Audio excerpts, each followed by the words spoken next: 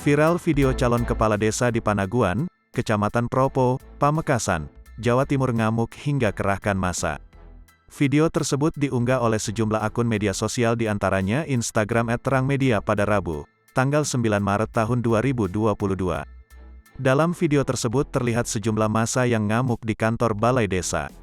Massa terlihat membanting meja kursi di lokasi. Sejumlah wanita pun terdengar histeris dan berusaha menenangkan sejumlah massa. Bahkan seorang pria terlihat membawa sabit. Pria itu lalu ditenangkan warga dan juga anggota polisi yang berada di lokasi. Dari keterangan yang ditulis pengunggah, calon kepala desa yang tidak lolos seleksi mengamuk dan merusak fasilitas kantor. Unggahan ini pun mendapat banyak komentar dari para netizen. Dilansir dari Kompas TV, insiden itu terjadi usai panitia hanya meloloskan 1 dari 4 bakal calon kepala desa. Hal ini dibenarkan oleh Wakapolres Pamekasan, Kompol Azi Pratas Guspitu.